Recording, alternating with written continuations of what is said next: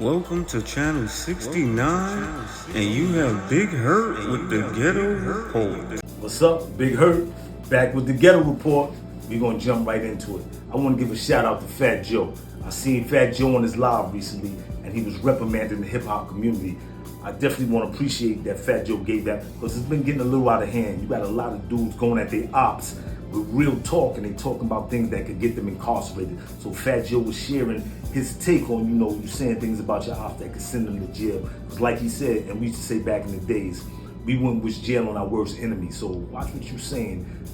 And also, let's act like the Bible, do on others as you would have them do on you. Because if you was down and you wouldn't want people kicking you and trying to incarcerate you, so kind of start watching what y'all say. I don't know who he was talking to specifically, because 50 been going at Diddy, Funk Master Flex been going at Envy. Envy, he been trying to defend himself, he been going at Tony the Closer. Tony the Closer been going at DJ Envy. The academics been going at Tony the Closer. Things all over the place. You just want to say, that ain't really hip hop, that ain't really rap. So if y'all got these personal beefs, keep that off the air and take that in the street if you really want to deal with it man to man. But all that other stuff, dry snitching and all that, we don't condone that at the Ghetto Report. That's why we want to commend Fat Joe for Don Cartagena for speaking out and bringing some clarity to all this chaos that's going on within social media. Speaking of all this chaos, we want to talk about Cesar Pina.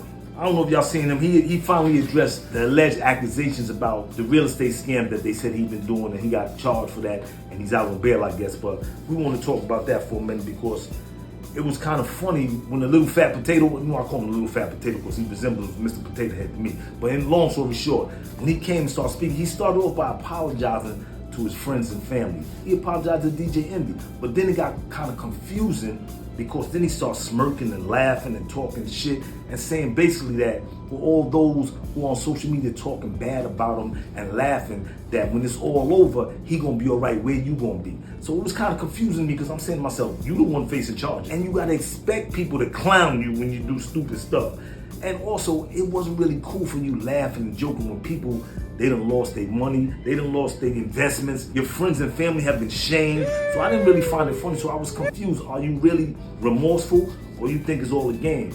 Now, if they slapped you on your wrist, I guess it was a game. I don't know how much money you lost, how much you stole, allegedly, but it wasn't really funny to those at the Ghetto Report. So we just want to say, Fat Potato, if you're going to go on live and address certain situations, have a little remorse, or at least have a little consideration for your friends and family, those who are sticking by you and trying to make sure that you get your day in court, that if you're innocent until proven guilty, it ain't really cool to laugh in the face while you still in the middle of all this stuff. So next time you go on live and you want to speak about it and clear your name and all that, try to remember that, because it's not a good look. That's all we want to say about that. We want to, before we leave, he's a potato head. Caesar, he said something about all the people that he inspired when he was making these investments, and he was on top when him and DJ Envy was promoting all this stuff. And I want to say, one dude to another dude, where you expect him to be at? If they saying you scammed everybody and you a crook, allegedly, you want them to stand next to you so they could be shamed and look like crooks too?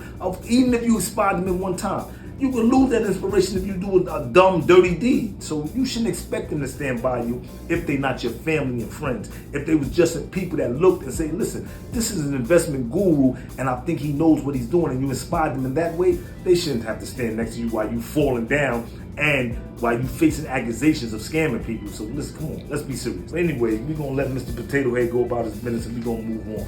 We wanna ask a question that we was debating over here at the Ghetto Report. We interrupt our program to bring you this important message.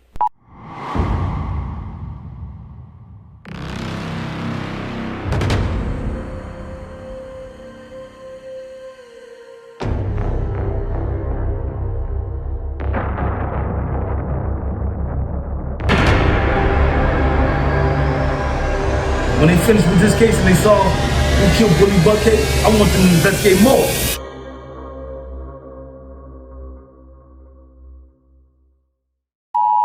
Because I went to go see some people in the projects in East New York, and I seen a lot of autistic kids. So we was debating, because back in the days when we was growing up, we didn't see a lot of autistic kids. So we wanted to ask the question, where are all these autistic kids coming from in these lower economic communities? I think this is a real issue here, and maybe we're overlooking some environmental concerns, because they put all these bus depots and all this sanitation, all this stuff in these lower economic communities, and maybe this stuff is affecting our children. This is a question that we need to ask. So the Ghetto Report want to raise that concern, of course.